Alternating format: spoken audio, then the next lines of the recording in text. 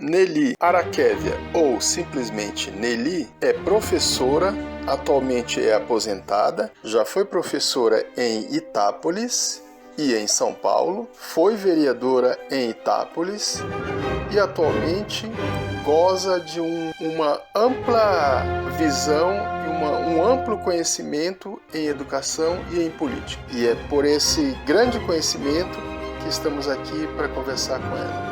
Boa tarde, bom dia, boa noite. Vai depender do horário que você vai ver essa entrevista ou esta entrevista. Aqui no nosso canal a gente está inaugurando uma playlist de entrevistas. E quem vai inaugurar é a Nelly. A Nelly é uma personagem muito interessante porque ela tem uma passagem pela política. Ela foi professora a sua vida toda, né? Toda não, né? Porque ainda estamos aqui, mas ela tem uma passagem muito interessante pela escola, pela política, e a gente vai bater um papo aqui com ela hoje para ela nos contar um pouco da sua vida. Nelly, tudo bem? Oi, Adriano, tudo bem? Olá, pessoal, tudo bem? Boa tarde, boa noite, bom dia. É um prazer estar aqui falando para vocês um pouco da minha história, que é uma história de militância e uma história de lutar por algumas coisas que eu acredito que moveram os caminhos que eu cheguei até aqui, né? De avanços, recuos e sempre acreditando que algo melhor pode acontecer. Perfeito. Nelly, vamos começar a nossa conversa. Eu tenho uma curiosidade de saber como foi a tua infância. Conta só um pouco pra gente. Eu vivi numa cidade de interior, meio cidade, meio zona rural. São Paulo, né? No interior de São Paulo. É uma cidade que fica a 400 quilômetros aqui da capital. É uma cidade onde não havia muitas oportunidades, não havia... Típica cidadezinha do interior, onde tinha uma escola pública, o cinema que existia depois de um tempo foi fechado, a biblioteca era restrita. O acesso era muito pouco. O acesso aos livros era difícil, não havia livrarias na cidade. Típica cidade interior, sem muita oportunidade. Mas assim, ao mesmo tempo era um espaço de liberdade, de poder crescer andando pelas ruas sem preocupação, subir em árvores, ir para o sítio, andar a cavalo, brincar com as crianças na rua. Então, uma vidinha tranquila e pacata de interior. Bacana, que gostoso, né?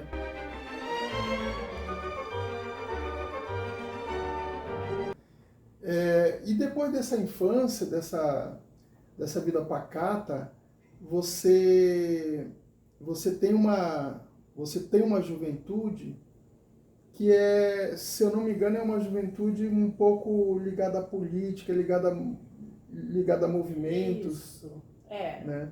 Eu tive uma adolescência ainda nessa cidade. Nesse período eu lia bastante, não tinha muito lazer, muita cultura, atividade cultural na cidade. Eu gostava já bastante disso, então eu não me identificava muito com as pessoas da cidade.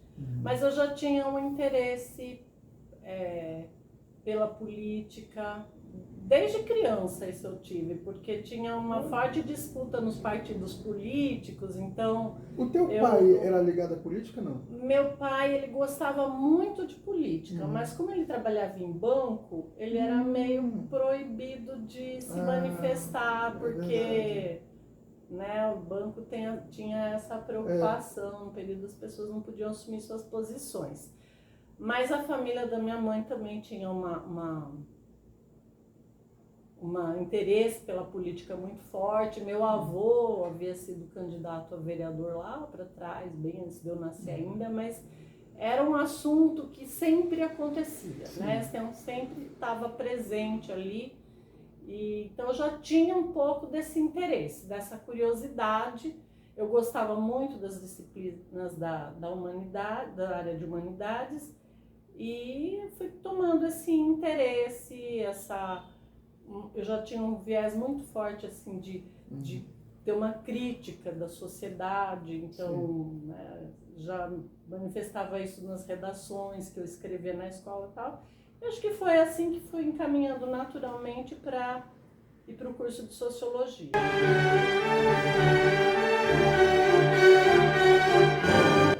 Agora, antes de você continuar, tem uma curiosidade. Como é que você conseguiu ter uma sensibilidade para a questão social? Porque acompanhando um pouco a tua vida na escola, a tua vida de discussão mesmo, né? A gente percebe que você tem uma sensibilidade para a questão política ligada à questão social das pessoas vulneráveis e tal. Como que isso entra na tua vida? Então, na verdade, desde criança, né, eu tive uma formação cristã católica e meu pai, ele fazia parte de um grupo dentro da Igreja Católica que era a Sociedade São Vicente de Paula, e eles atendiam pessoas que tinham uma situação de vulnerabilidade social. Então, eles arrecadavam alimentos, visitavam os doentes, e aí todos os domingos, né, a gente acompanhava, meu pai levava a gente junto, a gente acompanhava ele nessas casas que ele fazia visita para distribuir a cesta básica. Então eu já tinha essa questão. E também, por conta dessa formação cristã, tinha uma revista que na minha casa chegava, que era Família Cristã, e nessa época eu não tinha conhecimento disso aí, né? Mas era o auge da teologia da libertação. E aí a revista, ela trazia aquele viés da CNBB, do Dom Paulo Evaristo Arnes, de lideranças católicas que tinham essa vocação. Então, vinha textos bem críticos da sociedade. Então, por um lado, eu tinha essa vivência de ver a situação que, assim, nada comparado das grandes cidades, porque eram grupos pequenos de famílias que tinham a situação no município, né? Por outro lado, eu tinha essas leituras, assim, um pouco através da televisão, então sempre me comoveu muito quando acontecia lá um desabamento, de ver as pessoas, as imagens de crianças famintas. Sempre tive essa sensibilidade aí, acho que ligada a isso. Eu acho que isso foi me levando muito para esse lado aí.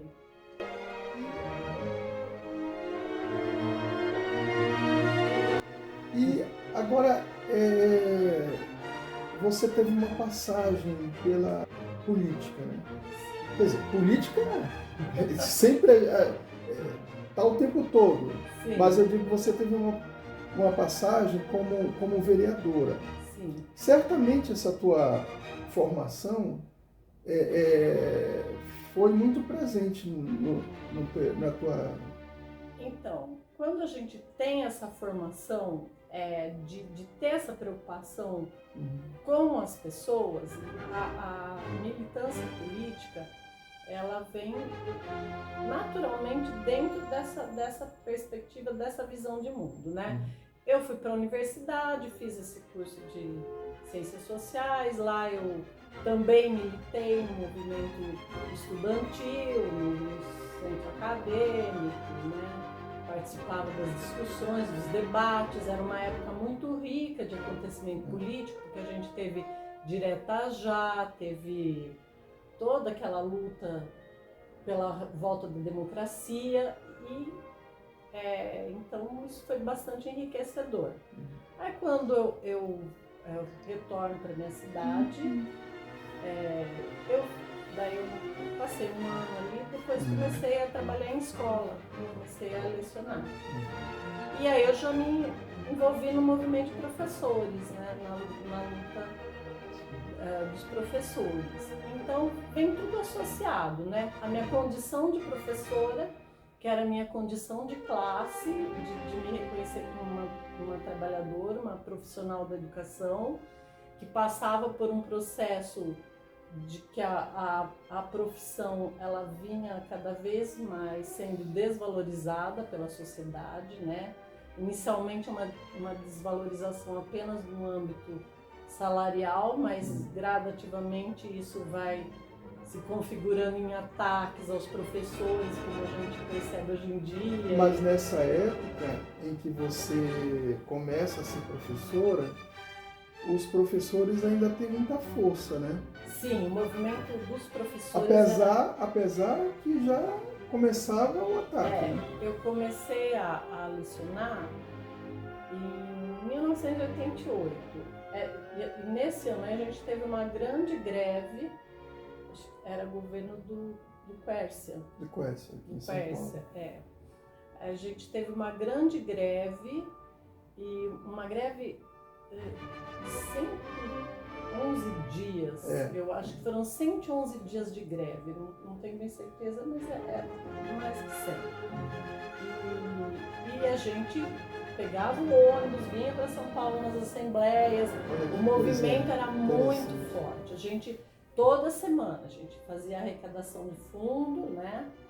Aí tinha que sair de lá umas 4 horas da manhã para chegar aqui na hora da assembleia, que mais ou menos era às 3 da tarde, e retornar à noite. Então a gente tinha essa vivência da luta, né? E correr de bomba de polícia e a cavalaria. Então a primeira vez, imagina, eu pouco, assim, como interiorana, né? Eu pouco tinha vindo para São Paulo. E a gente tinha em São Paulo uma coisa assim, meio assustadora, né? Nessa época você era professora, morava em Itápolis. Isso, em Itápolis. E aí o meu contato inicial com a cidade de São Paulo foi esse. Através das... Olha. Né? Assim, eu passava por São Paulo, visitava parentes, mas sempre... Né, eu passava por aqui a caminho da praia, essas coisas assim, mas viver a cidade de São Paulo, andar na rua, sentir o que é estar dentro de uma metrópole, a minha primeira experiência foi através do movimento de professores. Sim. E aí era uma experiência muito rica, porque vinha gente do estado inteiro, e aí você se deparava com situações, porque no interior a vida os professores ainda era relativamente confortável, porque a maioria mulheres, né? Até tinha aquela famosa frase do Maluf, que professor não ganhava mal, era mal casado, porque muitas não viviam mesmo, a sobrevivência econômica não dependia. No interior essa realidade era bem forte no interior.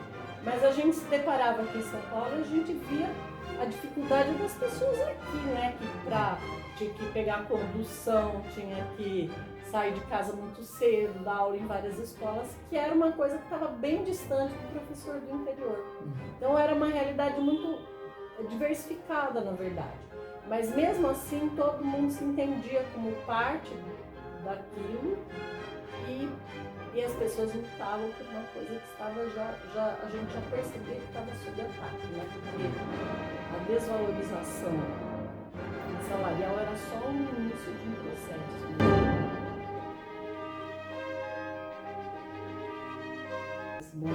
Denise, surge aqui uma pergunta muito interessante que hoje em dia é complicado. Para você, como é que surge essa consciência de classe? Você falou aí em classe de professores, categoria de professores. Como é que pela primeira vez na tua vida você se viu parte de uma categoria de professores?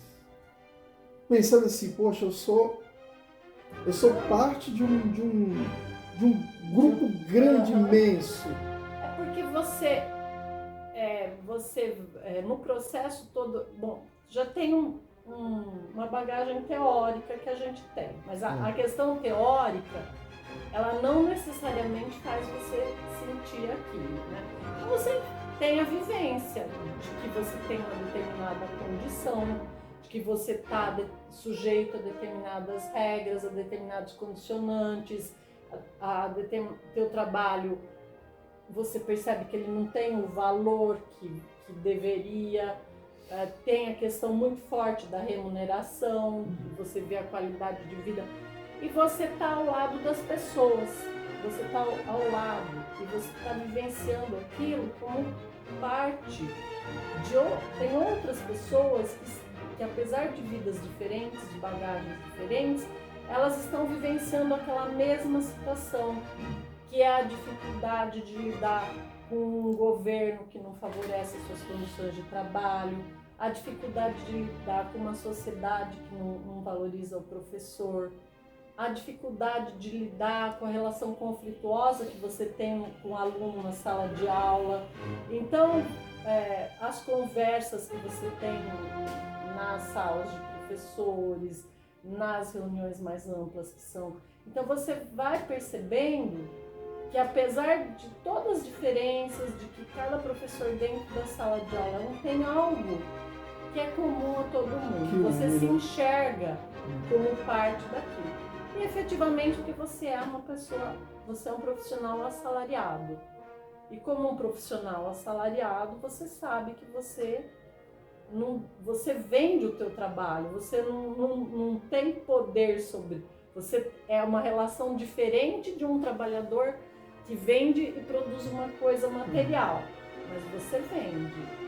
E ao vender, a hora do teu trabalho não é definida por você, ele não deixa de ser, embora seja um trabalho intelectual, ele não deixa de ser um trabalho alienado também, porque ele não te pertence.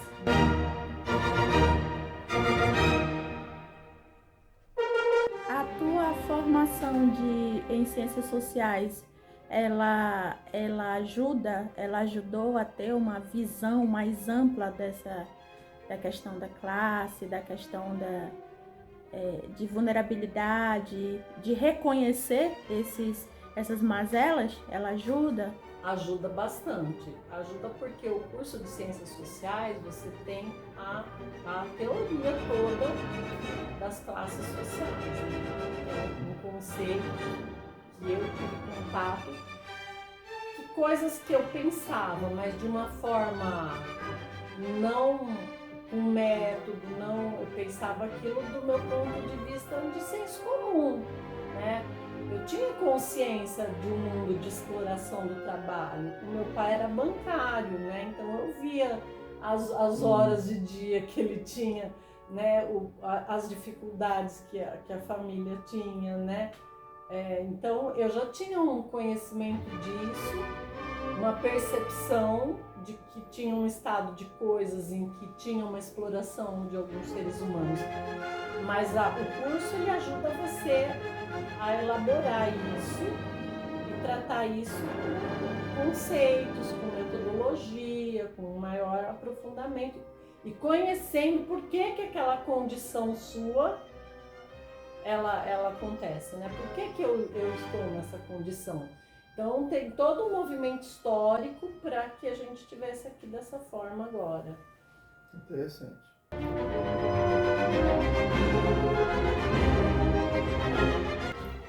Bom, olha, a gente tem, se você quiser continuar, a gente continua. Por mim não tem nenhum problema. Você pode, sei lá, você quer terminar? Não. Vai virar um podcast. Fica muito longo. Tem muito mais coisas. Não. Por exemplo, a Tatiana acabou de te perguntar sobre uma questão mais acadêmica, né? Que é uma questão muito interessante.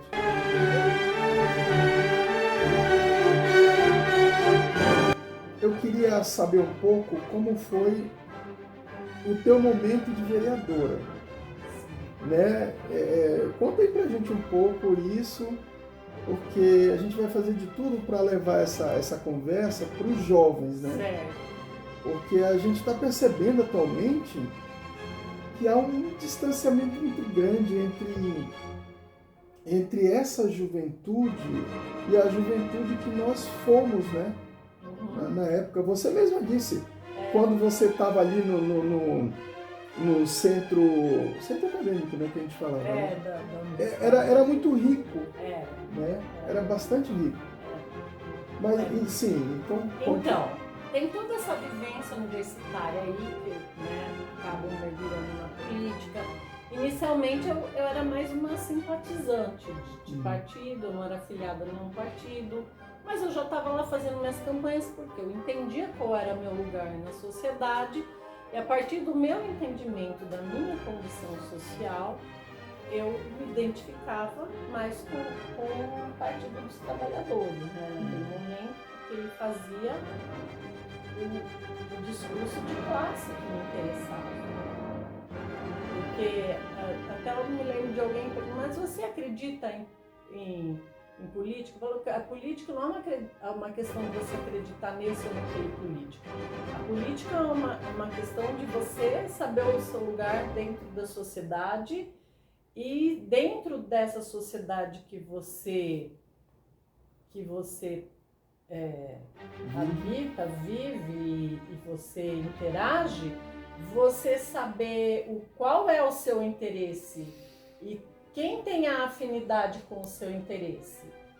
E você ter essa disposição, que não é uma disposição fácil, porque é muito fácil você criticar a política de fora. Essa é uma posição cômoda. E a gente teve um movimento no Brasil que veio fazendo a nossa juventude trilhar por esse caminho.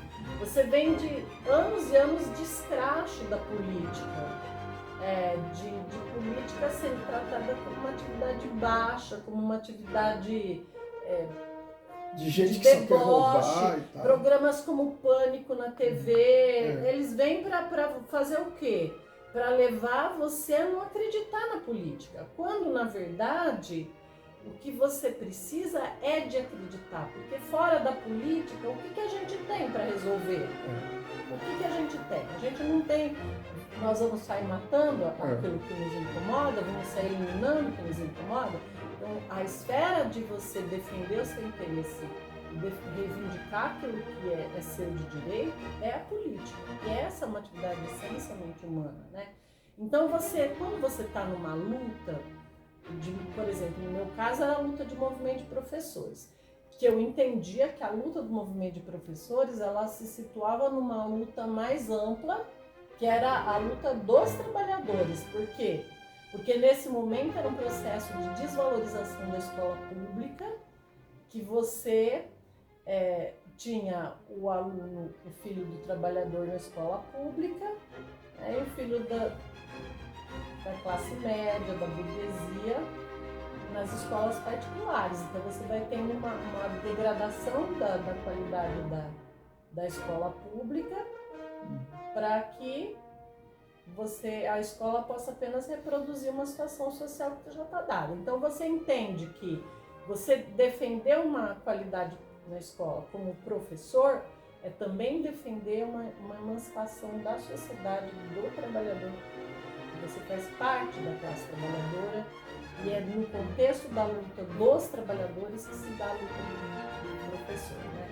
E nesse aspecto você vai percebendo que a luta pelo teu trabalho, ela não se separa da luta política, porque que é política, na verdade, o que é política, né? É defender o seu interesse frente às formas de poder que existem. É isso que as pessoas têm que entender. Que por mais que a pessoa pode encher a boca para dizer que não gosta de política, quando o adolescente em casa, ele vai lá e teima com o pai e com a mãe porque ele quer fazer uma coisa e o pai e a mãe estão mandando ele fazer outra, ele está defendendo o seu interesse. De certa forma, ele está lutando contra uma forma de poder naquele livre espaço da família. O aluno na escola que afronta o professor, afronta a direção, ele está fazendo política, né? Por isso que a escola também é um espaço de conflito, porque as pessoas fazem política diariamente, em cada âmbito, né?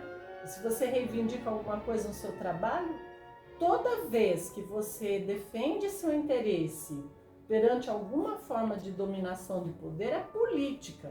Então essa percepção, ela me empurrou para a política, porque você está na luta política. Então, assim, eu nunca tinha passado pela minha cabeça fazer política institucional, ser candidata e tal. Mas chega um momento que você está na chuva para se molhar. Então, você não vai lá só ficar lá, vou apoiar, eternamente apoiando o candidato. Então, o que aconteceu? A gente lá na minha cidade, que é Itápolis, né, a Partido dos Trabalhadores, que eu me filiei naquele momento, ele não conseguia nunca eleger um vereador, porque sempre faltava 20, 30 votos para conseguir eleger, porque tem a questão da legenda e tal. Então eu disse assim, não, vou me candidatar, porque acho que 20, 30 votos eu consigo e eu ajudo, porque nesse momento eu tinha cota para mulheres, 30%, né? Então, o partido podia concorrer com uma chapa de 15 vereadores. Desses 15 vereadores, 30% tinha que ser mulheres. Olha, e na verdade, né, que era uma forma de fazer com que as mulheres participem da política, porque ainda a mulher é muito subrepresentada, né? O parlamento brasileiro ele é um horror, gente, é um dos países que tem o menor número de mulheres, né? Então, eu fui na intenção de somar para conseguir fazer porque um grupo. Se a gente conseguisse formar, apresentar a chapa completa, a possibilidade do partido eleger uma pessoa era maior. E nós, de fato, conseguimos organizar um grupo, formar um trabalho legal e elegemos 2, né? Foram 2 vereadores pelo partido. Foi a primeira vez que fui eleita, né? Foi eleito vereador pelo partido e eu também fui a primeira. Acho que na cidade tinha existido uma vereadora, e nessa legislatura fomos eleita eu e mais uma colega que era do PFL. Então do PT você foi a primeira mulher em Itápolis? Fui a primeira e até hoje a única. Até hoje? Porque depois o que aconteceu foi que houve uma mudança na composição da Câmara, de 15 vereadores caiu para 9, e aí só elege quem tem muito dinheiro. É muito difícil eleger mulheres, né? Porque na maioria das vezes as legendas de direita, ela leva a mulher apenas para compor a chapa, para fazer esse... Não, no caso lá, como eu tinha já uma forte atuação junto aos professores, né? Tinha um grupo de pessoas com quem eu tive contato a vida inteira, que eu visitei e tal. Eu fiz uma campanha de boca a boca mesmo, batendo na casa das pessoas, pedindo, porque dinheiro para a campanha não tinha, né? Então, mas aí tem todo um cálculo lá eleitoral e a gente conseguiu eleger com 2. Hoje acho que tem uma vereadora na Câmara de Itápolis e no partido de direita, de esquerda. Não tem mais. Partido de esquerda lá não consegue mais eleger. Não, porque o interior de São Paulo, de todo, ele deu uma guinada para a direita muito forte. Extrema, né? A direita extrema. Extrema. Pior que é isso. Extrema direita, na direita. Então foi dessa forma que eu acabei parando vereadora, né? E aí era uma coisa muito difícil, porque é um universo muito masculino, muito misógino, né? Você ser vereador numa cidade pequena, né? Uma cidade toda de, assim, uma grande parte da população de descendência de italianos, que é um traço, né? O machismo é um traço muito forte, né, na cultura, né? E uma cidade de base agrícola, né? De proprietários de terra. Então você, uma mulher petista, né? Então não foi uma coisa fácil essa vivência. Né? Nessa época aí de vereadora, teve algum momento assim que você passou um perrengue Olha, teve momentos até de ameaça, assim, de eu me sentir ameaçada fisicamente, porque tinha muita corrupção, né? E como eu era vereadora de oposição, eu fui fazer um trabalho investigativo. Você não tinha muito como fazer trabalho propositivo, porque ninguém dava ouvido para as tuas propostas, você é de oposição. Então você vai investigar as contas da prefeitura. Eu tinha todo um esquema lá com um deputado que a prefeitura um time de futebol, desvio de verbas da educação, e assim. Eu tinha um programa, né? A Câmara tinha um programa no rádio na cidade, né? Que interessante. E a maioria dos vereadores não ocupava. Eu achava que eu tinha que ocupar o espaço, então eu ia para esse programa do rádio praticamente todo dia. E eu falava muito fortemente as coisas que estava acontecendo de erradas, né? Então, no momento que eu me senti ameaçada, assim, o telefone da minha casa tocou, teve um dia que eu tava na estrada, que tipo, um caminhão com os capangas do cara atrás, eu passei bastante medo aquele dia. Que perigo. Porque não é fácil, e hoje em dia tá mais difícil ainda. Muitas das mulheres que são eleitas, muitas no interior, normalmente elas são sozinhas. Em muitas câmaras municipais, uma única mulher é uma única vereadora de esquerda e é uma mulher sozinha. Então elas são frequentemente vítimas de ameaça, de perseguição, ou eles se juntam e inventam qualquer coisa para caçar, né? Então são muitas, a gente tem muita notícia de pessoal. Hoje é bem pior do que naquela época. Mas é uma briga diária, uma situação diária de luta. Bom, Tatiana, você quer fazer alguma pergunta para a Nelly? Nelly, a minha curiosidade é que você tem um histórico, né, sua vida toda, além da política e tudo, mas principalmente na educação, né? E a gente sabe que, acho que mais do que nunca isso deve ser propagado, que a educação muda vidas, né? A educação é a base de qualquer bom profissional, de qualquer bom pensamento, a educação. E aí você e o Adriano, como educadores, né, a gente sempre compartilha, eu e ele, as dificuldades que hoje estão dentro das escolas, a questão do próprio currículo, né? A tecnologia influencia. Como é que você vê esse momento da educação, da questão de como que hoje os mestres podem trabalhar o interesse dos jovens? Porque eu vejo muito hoje, o jovem ele não quer mais propriamente estar dentro da escola, ou se vai para dentro da escola, eles estão sempre ligados à tecnologia, ao celular.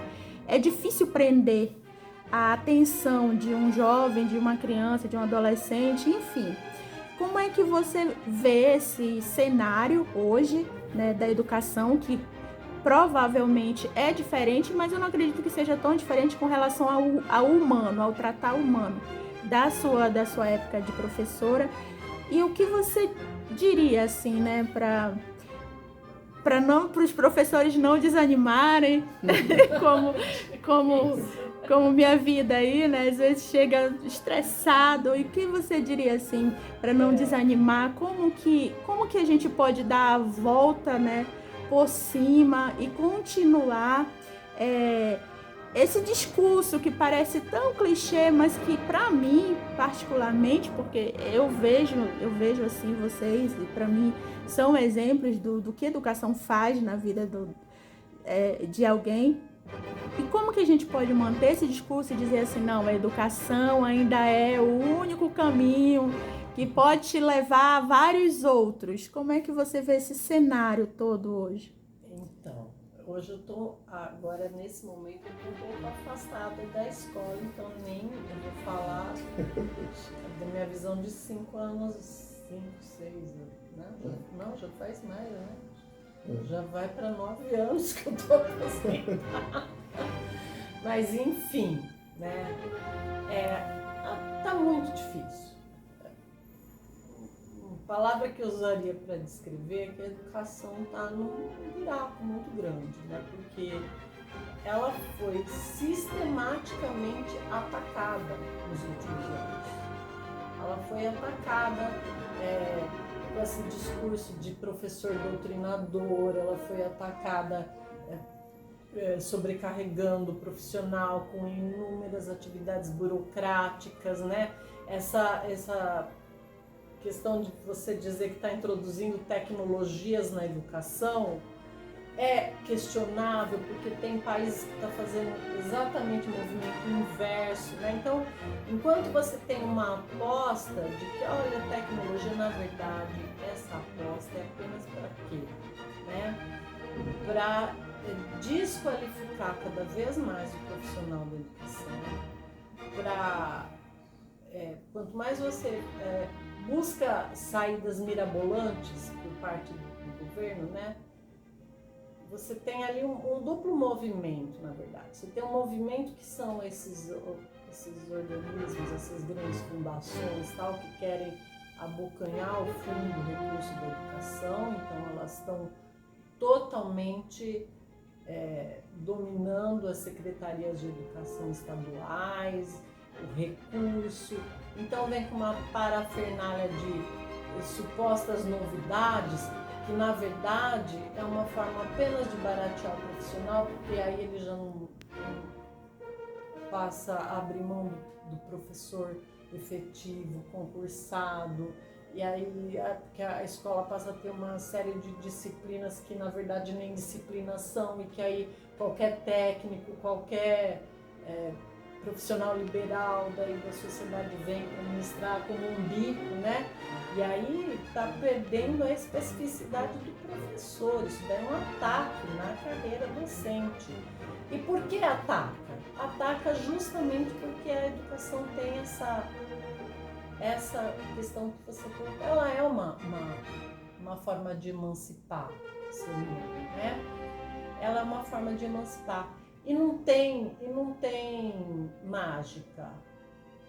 É na relação entre professor e aluno, é na relação com os alunos do cotidiano da escola que isso vai acontecer. Então, se consegue se criar um ambiente propício para o desenvolvimento das pessoas dentro da escola, vai ser possível. Mas se o professor ele vem para a escola massacrado, se ele vem para a escola sem condições de refletir a sua atividade, de refletir, né, pensar sobre o seu fazer, porque aquela questão que eu estava falando, trabalho alienado, né? Você vende o seu trabalho e na medida que você vende, e você vende por um preço tão baixo que você é obrigado a dar 12, 13, 14 aulas, 3 períodos, então o professor ele não tem o tempo de refletir sobre a sua atuação. Para ler, né? Não tem tempo para ler. Não tem tempo para ler. Nós estávamos conversando aqui há pouco. Isso, ele fica exausto. Então, isso faz com que, né, a condição ali dentro ela vai se deteriorando. Então, os conflitos eles surgem cada vez mais fortes. Muitas vezes o professor enxerga no aluno um inimigo, o aluno enxerga no professor inimigo, o professor na direção, a direção no professor. Então, por quê? Porque tem por fora, né, o sistema, ele está jogando, ele joga uma responsabilidade em cima da escola, mas ele não dá suporte para a escola fazer isso que se pretende que ela faça, né? Então isso faz com que as coisas fiquem ali extremamente frágeis, e aí explode violência, explode uma série. E tem uma outra questão que eu ia colocar também, que está na questão da formação do professor hoje, né? Então a gente tem uma sociedade que ela veio formada, a mente está formatada no pensamento neoliberal. Então, infelizmente, hoje você está dentro da escola, você está cheio de professores que sucumbiram à ideologia do neoliberalismo, né? Então ele acha que, olha, você melhora aqui, aí eu vou conseguir para uma escola particular. Não, se privatizar vai ser bom, porque como eu sou bom, eu vou ser contratado. Então a ideia da meritocracia, fazendo cabeça de professor, fazendo cabeça de aluno, não tem meritocracia, entendeu? O que tem, assim, como é que vai ter mérito num lugar totalmente desigual, que é a sociedade? Mas a cabeça das pessoas foi forjada nisso. E isso afeta o interior da escola, afeta muito, assim. Isso é assunto para falar horas e horas e horas. E os alunos, eles sentem falta, né? Nós temos visto aí, esses dias, tem surgido aí um barulho, né? Por conta da mudança da reforma, a mudança curricular. Então, a gente viu o quanto apareceu de jovem, de estudante, reclamando e questionando justamente isso, né? O professor que vai para frente da classe e não domina aquele assunto, não foi formado para isso. Então você vê que de certa maneira está se anulando essa relação de confiança aluno-professor, porque justamente Sim, virou realmente ali, virou um balaio de gato. E até eu tenho um exemplo disso, que é lá de Itápolis, né? Eu acompanho lá algumas pessoas que tinham amizade nas redes sociais e eu vejo lá o pessoal postando sobre essas, como chama essas disciplinas agora? Itinerário formativo. Tem as eletivas também. Eletivas, né? Eu vejo lá, de repente eu conheço as professoras, uma professora de matemática, outra professora de artes, postando a atividade da escola. Uma cidade onde o poder econômico está na mão dos produtores rurais, a disciplina que elas estavam oferecendo na escola, o agro é top. E aí vinha um agrônomo, vinha um fazendeiro, né? O agro é top, tá? Assim, o agro é top. A professora de arte, né? Pensa a condição dessa professora de arte. Quando ela leva isso e oferece oferta, né? Olha, ela abre mão de ensinar arte para deixar um babaca, né? Me desculpe, um agrônomo, para vir ali falar para os alunos dela, ensinar a fazer hortinha, né? O que é isso, se não negar conhecimento para os alunos? Professora de matemática. E o professor sequer tem consciência que quando ele embarca e defende e torna público como algo de legal que a escola está fazendo, ele sequer tem consciência que aquele cara ali está vindo tomar o lugar de trabalho dele. Então, é algo assim, é de uma gravidade tão grande. E uma cidade onde o aluno que está ali na escola pública, o pai dele é explorado pelo agro, porque o pai dele vai lá cortar cana, vai lá colher laranja. O pai dele não tem terra, né? O pai do aluno que está na escola pública. Então, assim, é uma subversão total. Então, você, às vezes, está conversando com a pessoa, você fala assim, o agro põe a comida na mesa. O agro põe a comida na mesa? Aí, um dia, uma pessoa lá no interior dizendo isso, tá aqui na mesa, o que o agro produz? O agro produz soja, milho, cana. Tem um prato ali, tem isso? Entendeu? Cana, você vive de soja?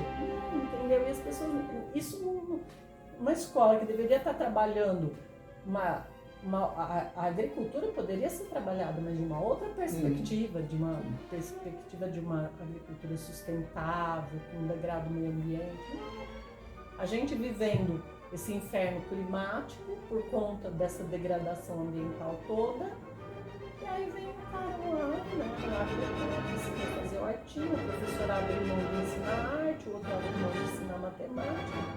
E tá legal, porque a gente fez uma fotinha, postou na rede social, a diretora ficou contente, a diretoria de ensino ficou contente, aí o governador vem com os secretários e tal, e vai todo mundo lá tirar fotinho junto, super feliz. O filho de pobre não faz mais vestibular. Pois é.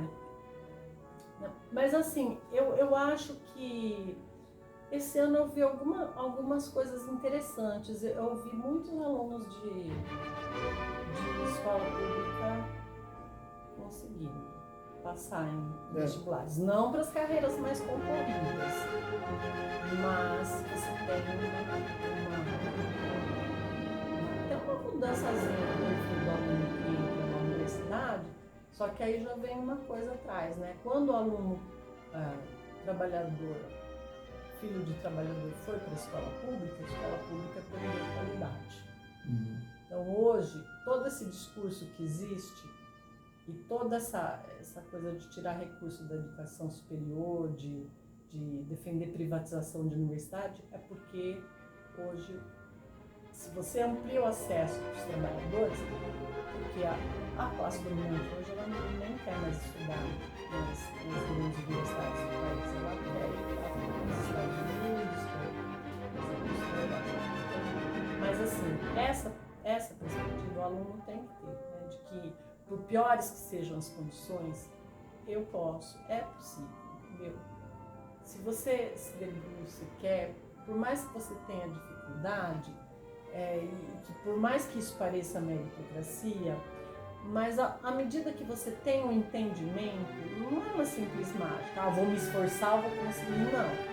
Se você se debruça sobre algo, você se aprofunda, busca conhecimento, não é o esforço, é o conhecimento que te liberta, o conhecimento que você adquire. Então, a mensagem é essa, né? O aluno precisa querer ter essa vontade do conhecimento. Só que para isso precisa ter condições também para que isso aconteça. Mas se não tiver o querer, o conhecimento, porque também não dá para falar assim que é tudo... aluno é legal porque tem esse discurso, é professor que não sabe ensinar. Não, tá cheio de aluno que não quer aprender nada na sala de aula, né? Então a gente tem que lidar com essa realidade. O aluno também tem que definir o que ele quer, o que ele pretende. Não pode não querer, pode querer. Mas aí o que ele lança a mão, né, daquilo que ele tem ao seu dispor para trilhar um caminho, é isso que importa. E assim, por pior que a realidade seja, dentro da escola tem os elementos para te proporcionar o conhecimento. Os elementos eles estão ali, com todo o conflito, com toda a dificuldade, com toda está envolvido no processo, mas existe um ambiente que é propício para a produção de conhecimento. Então, tentar construir isso dentro da escola. Bom, então a gente vai ter que gravar outras entrevistas com a Nelly, porque é um conhecimento assim amplo, né? E de muita vivência. Agora, só para encerrar, Nelly, olha para a câmera e diga algo assim que você gostaria de dizer para o mundo. Tá. Dentro de tudo que eu falei, eu acho assim, a política é importante, é necessária. E a gente tem que fazer política. Se a gente não fizer, outros farão. E aí que vão fazer, vão fazer da forma como a gente gostaria, como a gente quer, né? Até você não precisa necessariamente estar lá, mas se você estiver ao lado, se você estiver perto, se você estiver acompanhando, você está interferindo de alguma forma na realidade. Porque a gente tem poder sobre a realidade, a gente não pode só para se empurrar, né? A gente pode lançar mão das nossas vontades, dos nossos desejos, dessa potência interior que a gente tem para querer algo além, né? Eu acho que é isso. A gente, né, não é assim, olha, vai, não é discurso de como que chama aquilo? De poder da mente, né? Essas bobajadas todas aí. Não. Autoajuda. É a vontade que a gente tem de querer um mundo melhor, um mundo diferente, um mundo... Não é essa coisa individualista que as pessoas pregam aí, mas é a vontade de transformar essa realidade que a gente está. Eu acho que isso deve nos impulsionar sempre. E a gente tem que buscar isso lá no fundo. Se não tiver, tem que procurar, porque o mundo está muito ruim. Com essas palavras, a gente encerra aqui essa conversa, esse diálogo, triálogo, né? E vai ter mais. Tem mais conversas com a Nelly. É isso.